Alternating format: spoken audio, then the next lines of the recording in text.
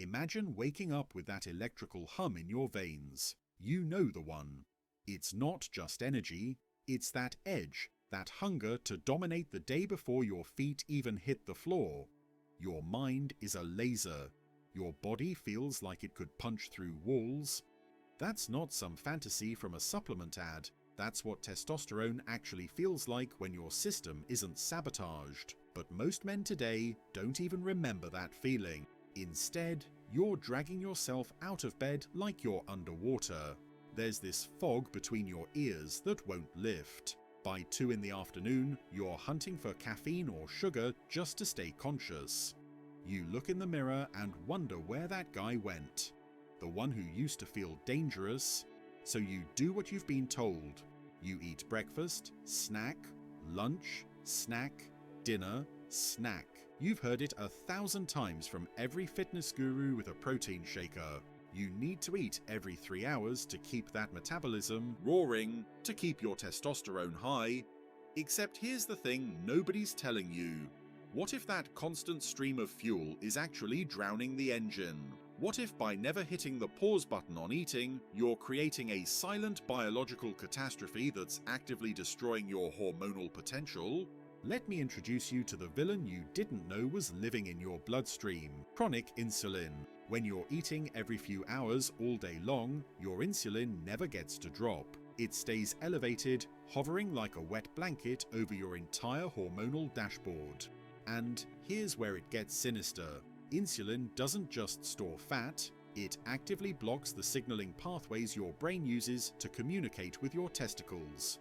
Your hypothalamus is trying to send the message, hey, produce more testosterone. But insulin is standing in the middle of that conversation, like a bouncer at a club. The signal never gets through. Your testicles are waiting for orders that never arrive. This is a battle for your biological sovereignty. You can lift all the weights you want, you can take all the zinc, the ashwagandha, the tonkatali, but if the signaling is broken at the root, you're just rearranging deck chairs on the Titanic. Now, maybe you've even tried intermittent fasting before.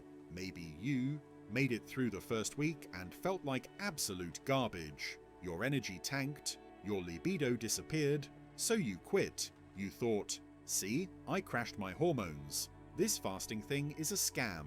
But here's the twist. You didn't wait long enough to see the magic flip. Because what happens to your testosterone after day 30 is completely different from what happens on day 3. Most men give up right before the biological reboot kicks in. So let's walk through the fire together. You're in day 5 of your fasting window and you feel flatter than a deflated tire. Your muscles look smaller, your mood is in the gutter. And yeah, your libido, it packed its bags and left town. You look at yourself and think, I'm starving myself. Of course, my testosterone is dropping. Here's the most important thing I can tell you right now. You are not broken. This is the process. And almost everyone who quits does it right here, right in the middle of what I call the stress gap. When you suddenly cut your eating window, your body doesn't immediately understand that this is intentional. All it knows is that food has become scarce, and in the ancient wiring of your nervous system, food scarcity means danger. So your adrenal glands start pumping out cortisol like a fire hose. Now here's where the biology gets brutal. Testosterone and cortisol are locked in an inverse relationship. They're on opposite ends of a seesaw. When one goes up, the other has to come down. Your body is making a choice. Do I invest energy in reproduction and building muscle, or do I invest it in survival and finding my next meal? Survival wins every single time. This is what researchers call gonadotropin suppression. It's temporary, but it's real. This is the hunter's anxiety. It's not a malfunction. It's a feature, not a bug. When your ancestors couldn't find food, their bodies made them irritable, restless, hyper-alert. That cortisol spike was there to make them better hunters, to sharpen their focus, to keep them moving, to make them aggressive enough to track down the next kill. Here's the analogy that helped me understand this. Imagine you're renovating your kitchen. Before you can install any of that beauty, you've got to endure the demolition. The sledgehammers, the dust clouds, the chaos. Your kitchen looks worse than it did before you started, but that mess, that's not destruction, that's preparation. And that cortisol spike you're feeling, that's the demolition phase. Studies published in journals like the Journal of Clinical Endocrinology and Metabolism have documented this exact phenomenon. Short-term fasting causes a temporary dip in testosterone as cortisol rises. And here's what's critical. The key word is temporary. Once your system realizes that you're not actually starving, once it understands that you're just operating on a different rhythm, everything changes. The cortisol begins to clear, and that's when the real machinery turns on. Welcome to the other side. You're somewhere between week 2 and week 4 now, and something has shifted. That fog that was sitting on your chest, gone. You wake up and your mind is clear, sharp, almost uncomfortably alert. Your energy isn't just back, it's different. It's not the jittery spike and crash energy you get from coffee and carbs. This is steady, relentless. And here's the part that confuses most guys. Your testosterone levels on a blood test might not look that different. Maybe they've gone up slightly, maybe they've stayed exactly the same, but you feel like a completely different man. So what's going on? This is where the real magic lives. It's not just about how much testosterone is floating around in your bloodstream, it's about how sensitive your cells are to that testosterone. It's about androgen receptor sensitivity. Your cells have these receptors, these tiny docking stations on their surface that testosterone binds to. When testosterone locks into those receptors, that's when you get the strength, the drive, the aggression, the clarity. But when insulin is chronically elevated from constant eating, those receptors get numb. They stop listening. It's like they're wearing noise-cancelling headphones because there's too much insulin noise cluttering the signal. Fasting rips those headphones off. Suddenly your androgen receptors wake up. They become hyper-responsive. Even average levels of testosterone start hitting you like a freight train. You're getting more bang for your buck. One study out of the University of Virginia found that men who practiced intermittent fasting showed dramatically improved androgen receptor expression in muscle tissue even when total testosterone remained stable. You're not necessarily making more hormone, you're just using what you have exponentially more efficiently. But that's not even the full story, because while your testosterone sensitivity is skyrocketing, something else is happening. Your growth hormone explodes. I'm talking about increases of up to 2,000% in some studies. Yes, you heard that right. 2,000%. When you fast for even 16 to 24 hours, your pituitary gland starts dumping growth hormone into your system. And growth hormone is the unsung hero of male physiology. It's the muscle guardian. It preserves lean mass even when you're in a caloric deficit. It mobilizes fat for fuel. And it works synergistically with testosterone, amplifying its effects. Think of growth hormone and testosterone as business partners. Testosterone is the architect designing the muscle. Growth hormone is the construction crew making sure the blueprint gets built and protected. Now, let's talk about what's happening upstairs. Your brain enters what I call hunt mode. When you're fasting, your brain releases norepinephrine and dopamine. This combination creates that hunter's high that men report. You're not manic. You're not anxious. You're dialed in. You feel like a predator.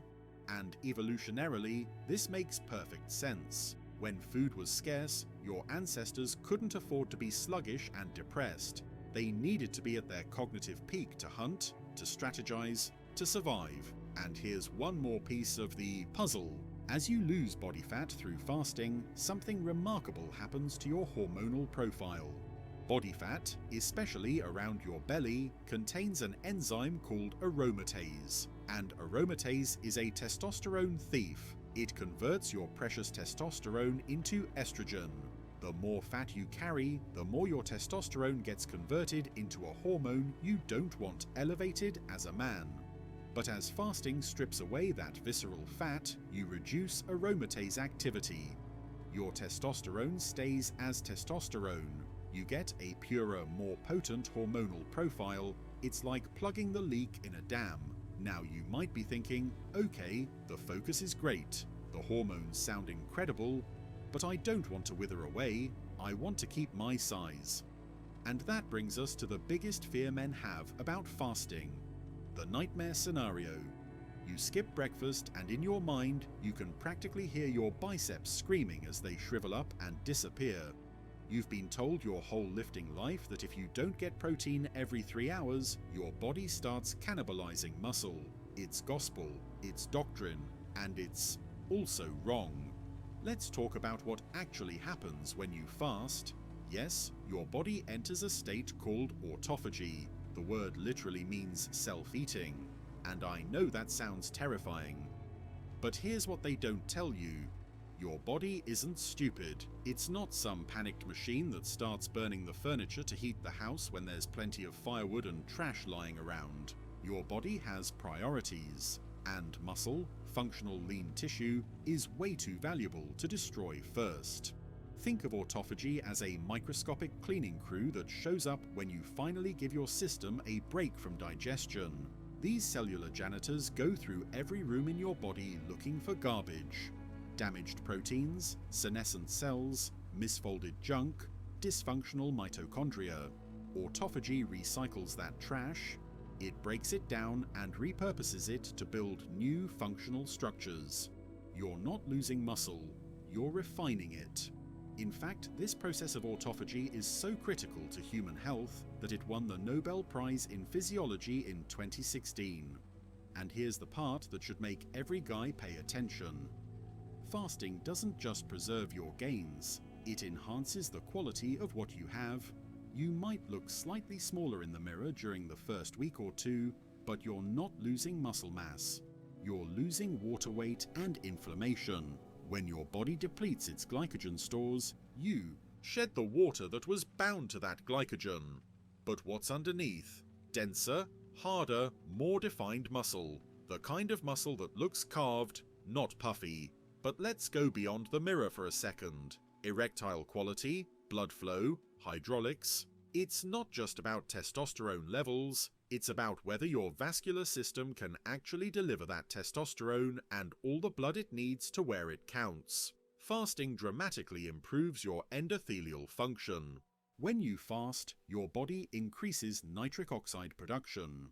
Nitric oxide is the molecule that dilates your blood vessels, increases circulation, and yes, powers erections.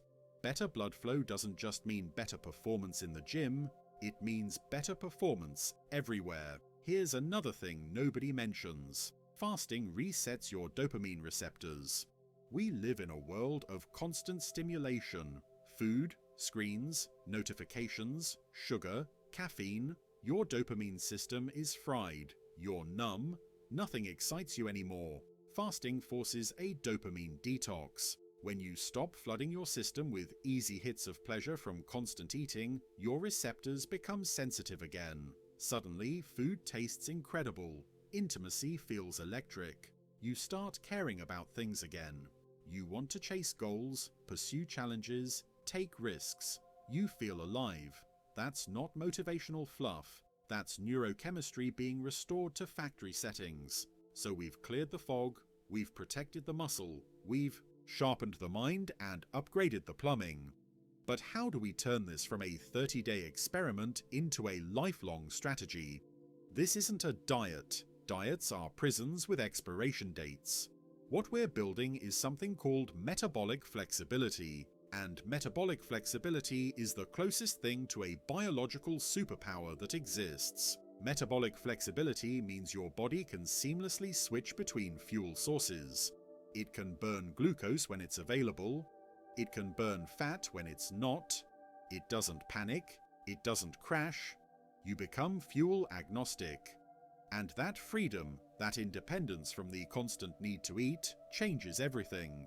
You're not controlled by your stomach anymore. You're not a slave to the clock, to the snack drawer, to the vending machine. You decide when you eat based on your goals and your schedule. Not because your body is screaming at you like a toddler throwing a tantrum. Now imagine yourself 10 years from now, 20, 30. Most men are on a slow, inevitable decline. Their belly expands, their energy evaporates, their testosterone plummets. They need pills for blood pressure, pills for cholesterol, pills to function. They shuffle through their 50s and 60s feeling like shadows of who they used to be. But you're different.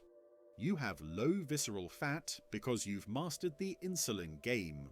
Your hormonal profile looks like a man half your age because you've protected it through decades of intelligent fasting. You're not dependent on a snack pack to function. You're resilient, you're anti-fragile, you're the guy at 50 who still looks dangerous. And here's what nobody tells you about hunger. Hunger is not an emergency, it's a signal, it's information. But we've been conditioned to treat it like a 5-alarm fire that needs to be put out immediately. But hunger comes in waves. It peaks and then it passes. If you can sit with it for even 20 minutes, it fades. And every time you practice that, every time you acknowledge the signal without reacting to it, you build mastery. You build self-control. And self-control is the ultimate definition of masculinity. When you stop being a slave to the fridge, you stop being a slave to your impulses. You become sovereign. Here's the one-liner I want you to remember. Feasting is the celebration of life, but fasting is the cleansing of it. You need both to be whole. You need the abundance, the joy, the social connection that comes from sitting down to a great meal with people you love, but you also need the discipline, the reset, the purification that comes from stepping away from the table and letting your body breathe. This is the rhythm of a powerful life. Expansion and contraction. Feast and fast. So here's what I need you to do. If this information has value to you, if you feel like you just unlocked a piece of the puzzle you've been missing, hit that subscribe button and share this video with someone who's stuck in the old paradigm, who's frustrated, who's losing the battle and doesn't know why. This information could change his life. You didn't come here to be entertained. You came here to evolve.